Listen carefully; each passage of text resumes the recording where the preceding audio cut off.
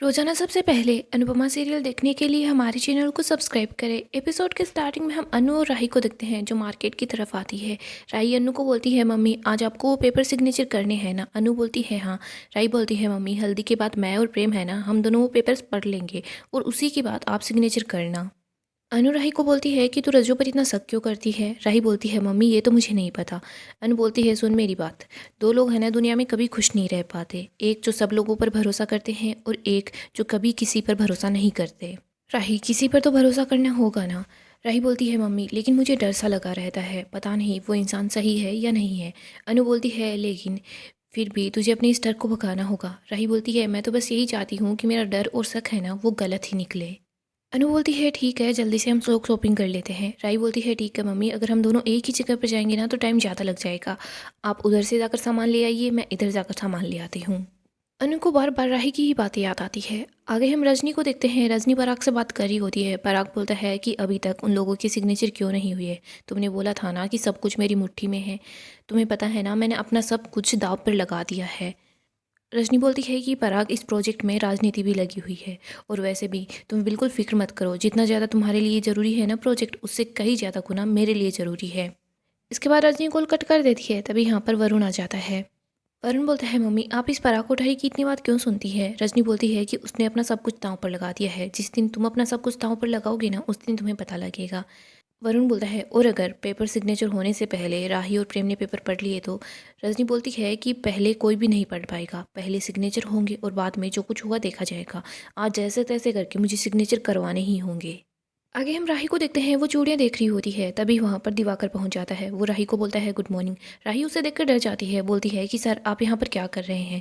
दिवाकर बोलता है, देखो राही, हमारे आसपास कोई नहीं है, अब तो अपना नाटक बंद कर दो। और वैसे तुम्हें याद है ना हमारे कॉलेज का पहला दिन, जिस दिन हम दोनों एक दूसरे से पहली बार मिले थे, तभी हमें एक दूसरे से प्यार हो गया था। राही बोलती है, मेरी माँ ने मेरी गुरुओं का सम्मान करना सिखाया है, वरना इतनी बात पर तो मैं चप्पल निकाल लेती हूँ। राही बोलती है कि आप मेरे घर भी आए हैं, मेरे पति से मिले हैं, मेरे परिवार से मिले हैं, लेकिन फिर भी आप ऐसी बातें कर रहे हैं। दिवाकर बोलता है कि तुम्हारे साथ कोई आया है क्या, तभी तुम देखो ऐसे बिहेव कर रही हो। तुम्हारा वो पति प्रेम यहाँ पर है क्या। राही को गुस्सा आता है और वो बोलती है कि चुप, इससे पहले मैं अपनी चप्पल निकाल कर तुम्हें मारूं, यहाँ से निकल जाओ। आज तक तुम मेरे टीचर थे, लेकिन आज के बाद वो भी नहीं हो, अभी यहाँ से चले जाओ। इसके बाद राही ही वहाँ से चली जाती है। दिवाकर फिर से राही के सामने आता है, उसको रोक लेता है। उसको बोलता है कि राही तुम मेरी बात सुनो। दिवाकर राही को बोलता है कि राही तुम ऐसा क्यों कर रही हो, तुमने ही तो मुझे यहाँ पर बुलाया था। राही बोलती है, मैंने। दिवाकर बोलता है कि हाँ, तुम ही तो मेरे लिए वो लेटर छोड़ कर आई थी, तुम यहाँ आ गई हो, तुम ही ने एड्रेस रखा था। इसके बाद दिवाकर राही का हाथ पकड़ लेता है। राही बोलती है कि मेरा हाथ छोड़ो। तभी वहाँ पर अनुपमा आ जाती है। अनुपमा दिवाकर का हाथ राही के हाथ से छुड़वा देती है। इसके बाद वो दिवाकर को धक्का मारती है और बोलती है कि हिम्मत कैसे हुई मेरी बेटी को हाथ लगाने की। अनु बोलती है, मेरी बेटी के साथ फिर से बदतमीजी करने की कोशिश की ना तो तुम्हारा हाथ उखाड़ कर तुम्हारे दूसरे हाथ में दे दूंगी। आगे हम पाकी और ईशानी को देखते हैं। हम देखते हैं पाकी फ्लावर्स लेती है, ईशू उसके पैसे देती है और ईशू के पास बहुत सारे पैसे होते हैं। पाकी बोलती है कि ईशू तुम्हारे पास इतने पैसे कहाँ से आए। ईशू कुछ नहीं बोल रही होती, लेकिन तभी पाकी बोलती है कि तुम्हें मेरी कसम, सारा का सारा सच बता दो। ईशू पाकी को सब कुछ सच बता देती है कि कैसे उसने इन पैसों का जुगाड़ किया। पाकी परेशान हो जाती है। वो बोलती है कि ईशानी तेरा दिमाग ख़राब हो गया है क्या, ये रेंट की गाड़ी और ये इतने सारे पैसे। ईशानी बोलती है कि मम्मा मैं सब कुछ हैंडल कर लूँगी। पाकी बोलती है, जो तुझे याद नहीं है क्या, जब मैंने गलती करी थी तो मेरी मम्मी ने मेरे साथ क्या किया था। तोशु भाई ने गलती की थी तो मम्मी ने क्या किया था, कैसे सभी मोहल्ले वालों के सामने तोशु भाई को कितना कुछ बोला था और उन्हें घर से बाहर निकाल दिया था। कहीं ऐसा ना हो जाए कि तेरे साथ ही वही सब कुछ हो। ईशू बोलती है, मम्मा आप फिक्र मत करो, जब मुझे पैसे मिल जाएंगे ना तो मैं ज्वेलरी वापस ले जाऊँगी। वैसे भी मैंने उस ज्वेलरी को गिरवी रखा है, बेचा थोड़ी ना है। पाखी बोलती है, ज्वेलरी वापस लाएगी तो बोलेगी क्या। इशू बोलती है कि यही बोल दूंगी कि घर में किसी कोने में पड़े हुए मिले। पाखी बोलती है कि तुझे समझ नहीं आ रहा क्या, ये गहने रजनी देसाई के हैं। तू रजनी देसाई और अनुपमा जोशी के गुस्से को नहीं जानती है क्या, उन दोनों को पता चल जाएगा तो। इशू बोलती है कि मम्मा क्यों फिक्र कर रहे हो, वैसे भी सारा का सारा शक है ना सरिता ताई पर जाएगा। पाकी बोलती है कि जब मैं चोरी करती थी ना तो मैं यही सोचती थी कि मैं नहीं पकड़ी जाऊंगी, और अब तू ये सोच रही है कि तू नहीं पकड़ी जाएगी, देखना तू पकड़ी जाएगी। तो बोलती है, मम्मा आपकी जनरेशन को चोरी करना नहीं आता, मैं जैन जी में हूँ। पाखी बोलती है कि जैन जी भी कुछ नहीं कर पाएगी जब तेरे पीछे होगी अनुपमा बहन जी। आगे हम राही को देखते हैं। वो अनु को सब बता देती है। राही बोलती है कि मम्मी मैंने आपको सब कुछ बता दिया है, लेकिन फिर भी इस इंसान को ऐसा क्यों लग रहा है कि मैं इसमें इंटरेस्टेड हूँ। अनु बोलती है हमारे देश में गुरुओं को भगवान के समान माना जाता है, लेकिन तू तो गुरु क्या इंसान कहलाने के लायक भी नहीं है। दिवाकर बोलता है कि राही मुझसे प्यार करती है। अनु बोलती है चुप, एकदम चुप। अनु बोलती है तुम शिक्षक हो, वरना अभी तक मेरा हार्ट उठ चुका होता, और आगे तुम कुछ नहीं बोलोगे, वरना तुम्हें मारने से पहले मैं बिल्कुल भी नहीं सोचूंगी। दिवाकर बोलता है कि क्यों, गुरु की कोई फीलिंग्स नहीं होती क्या? अनु बोलती है कि फीलिंग्स होती है, लेकिन गुरु और शिष्य का जो रिश्ता होता है ना, वो सबसे पवित्र माना जाता है। और वैसे भी मेरी बेटी शादीशुदा है, शादीशुदा लड़की के लिए ऐसी फीलिंग रखना गलत है। कल को किसी को पता चलेगा तो कोई भी माँ बाप अपनी बच्ची को तुम्हारे यहाँ पर पढ़ने के लिए बिल्कुल भी नहीं बेचेंगे। और तुम अपनी माँ बाप की सोचो ना, उन्होंने कितनी मेहनत करके तुम्हें इस लायक बनाया है। दिवाकर बार बार राही की तरफ देख रहा होता है। अनु बोलती है कि मेरी बेटी की तरफ मत देख, वरना तेरी जो मास्टरगिरी है ना, यहीं के यहीं उतार दूंगी। तुम अपने आप चुपचाप अपने घर चले जाओ। अनु बोलती है राही तू कॉलेज जाकर इसके बारे में कंप्लेन करना, ताकि ऐसा इंसान फिर से कॉलेज में ना आ पाए। अनु राही को वहाँ से ले जाती है। इधर राही बहुत ही ज़्यादा अपसेट हो जाती है। अनु बोलती है कि राही क्या हुआ? राही रो रही होती है और बोल रही होती है मम्मी, कॉलेज ही होता है जिसे हम लड़कियां अपना दूसरा घर समझती है। मैंने अपने इस गुरु को इतना आदर दिया, सम्मान दिया, कितने आराम से बात की, लेकिन इन सबको ये गलत समझ रहा है। ऐसा कैसे हो सकता है? अनु बोलती है अगर हम गलत इंसान से सही तरीके से बात करेंगे ना, तो उस सामने वाले को गलत ही लगेगा, और वो हमेशा कोई ना कोई बहाना बनाता रहता है कि तुमने मुझे ऐसे बोला, तुमने मुझे ऐसा इशारा दिया। अनु राही को समझाती है कि जैसे इंसान के ऊपर उठने की सीमा नहीं होती ना, वैसे ही इंसान के नीचे गिरने की सीमा नहीं होती। राही बोलती है मम्मी लेकिन मैं तो पढ़ने गई थी। अनु बोलती है हाँ मुझे अच्छे से पता है। अनु बोलती है हमारे स्कूल के टाइम पर भी एक ऐसा टीचर था, मुझे भी बहुत ज़्यादा गुस्सा आता था। ऐसे लोग हैं ना, हर गली, हर मोहल्ले, हर जगह पर होते हैं। इसका मतलब ये नहीं है कि इन लोगों की वजह से हम अपने घर में ही बंद होकर बैठ जाएं। हमें इन लोगों से लड़ना पड़ता है। राही बोलती है मम्मी प्रेम मुझे गलत तो नहीं समझेगा ना? तभी प्रेम वहाँ पर आ जाता है। वो बोलता है कि ना तो मेरी राही गलत है और ना ही वो कभी गलत कर सकती है। प्रेम उसके पास आता है और राही को बोलता है कि राही नज़रें झुकाकर नहीं, नज़रें मिलाकर बात करो, और तुम मुझे अभी के अभी उसका नंबर दो। अनु बोलती है कि प्रेम अभी बात बढ़ाने में कोई फ़ायदा नहीं है।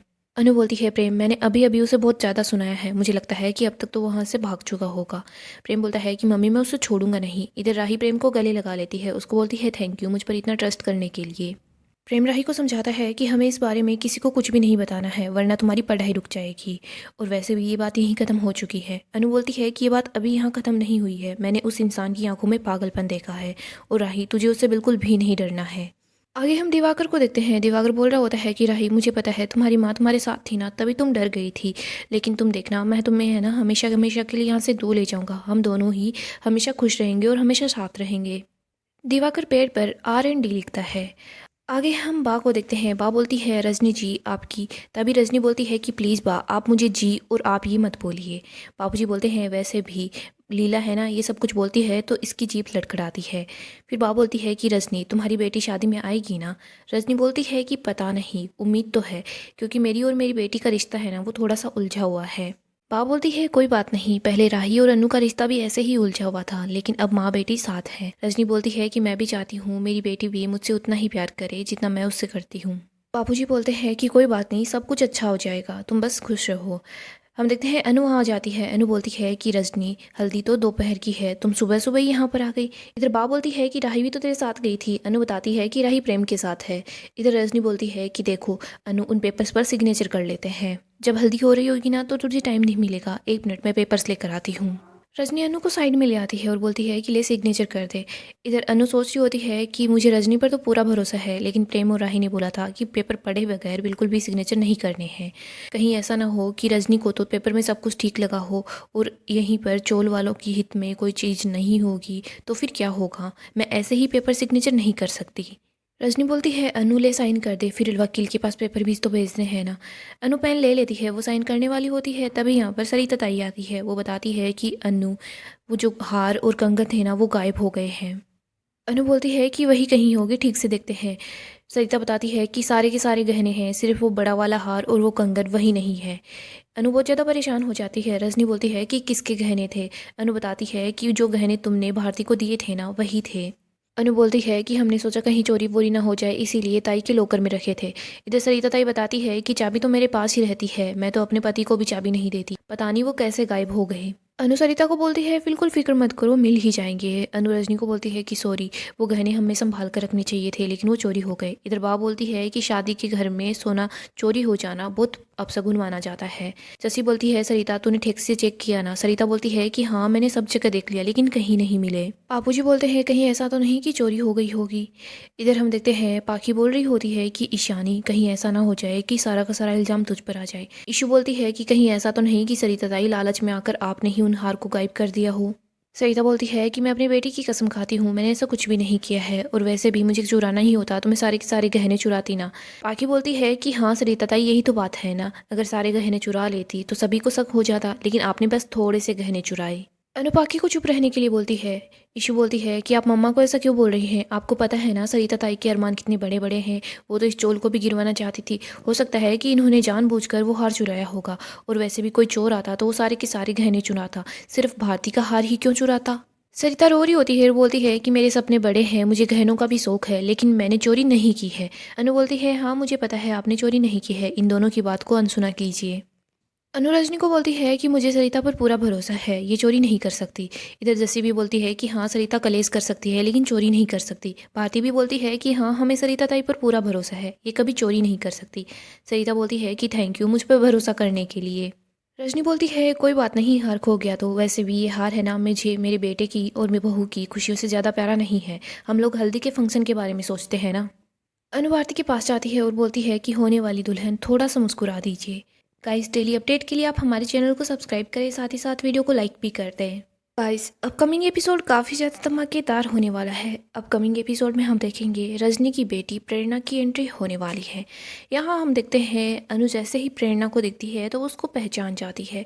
इधर प्रेरणा भी अपने सामने अनु को दिखती है तो वो जान जाती है कि ये तो वही अनु है जिसे वो पहले से जानती है। प्रेरणा अनु को देखकर काफ़ी ज़्यादा खुश हो जाती है। वो उसको बोलती है कि हम दोनों का रिश्ता है ना वो तो बहुत ही ज़्यादा पुराना है और गहरा भी है। इधर हम देखते हैं प्रेरणा पहले राही से टकराती है। राही देखती है कि उसकी मम्मी है ना वो सेंटा क्लॉज बनी है, तो राही सोचती है कि मेरी मम्मी है, आज वो पहला गिफ्ट सबसे पहले मुझे ही देगी। लेकिन हम देखते हैं प्रेरणा राही से टकराती है। राही बोलती है कि तुम देखकर नहीं चल सकती क्या? प्रेरणा बोलती है कि नहीं मैं तो देखकर ही चल रही थी। प्रेरणा राही को बोल देती है कि जो चीज़ मुझे पसंद आती है ना वो चीज़ सिर्फ मेरी ही होती है, उस पर सबसे पहला हक मेरा होता है। प्रेरणा दौड़कर अनु के पास चली जाती है और अनु से पहला गिफ्ट खुद ले लेती है। राही ये देखकर बहुत ज़्यादा गुस्सा हो जाती है। राही सोचती है कि मैंने सोचा था मेरी मम्मी है ना वो सबसे पहला गिफ्ट मुझे ही देगी, लेकिन मेरी मम्मी ने यह हक किसी और को दे दिया। ये देखकर राही को बहुत ज़्यादा गुस्सा आता है। इधर हम प्रेम को देखते हैं। प्रेरणा प्रेम को ही देख रही होती है, वो प्रेम को देखकर बार बार स्माइल करती है। इधर राही ये सब कुछ देखती है तो उसको बहुत ज़्यादा गुस्सा आता है। राही गुस्से में वहाँ से चली जाती है। हम देखेंगे प्रेरणा की वजह से राही और अनु इन दोनों का रिश्ता खराब हो जाएगा। यहीं पर दूसरी तरफ प्रेरणा की वजह से ही प्रेम और राही का रिश्ता भी खराब होने वाला है। आगे हम देखते हैं हल्दी की रस्म चल रही होती है, सभी लोग काफ़ी तक खुश हो जाते हैं, हल्दी आराम से हो जाती है। इधर रजनी बार बार अनु से पेपर सिग्नेचर करवाने की कोशिश करती है, लेकिन हर बार कुछ न कुछ ऐसा हो जाता है जिसकी वजह से पेपरों पर सिग्नेचर नहीं हो पाते। रजनी को तो बहुत गुस्सा आता है। वो सोच रही होती है कि पेपर सिग्नेचर हो नहीं रहे हैं और ये शादी के फंक्शन एक एक करके हो रहे हैं। मैं तो चाहती हूँ कि इस शादी होने से पहले पहले ही पेपर सिग्नेचर हो जाए, क्योंकि बाद में तो अनु आराम से तसल्ली से इन पेपर्स को पढ़ लेगी और उसके बाद उसको सब कुछ पता चल जाएगा कि ये पेपर चोल वालों के हित में ना होकर चोल वालों के अपोजिट साइड है। सो दोस्तों हम देखेंगे जल्दी ही अनुपमा के साथ काफ़ी बड़ा धोखा हो जाएगा। अगर आपको अपडेट जानना पसंद है तो आप हमारे चैनल को सब्सक्राइब करें, साथ ही साथ वीडियो को भी लाइक कर दें।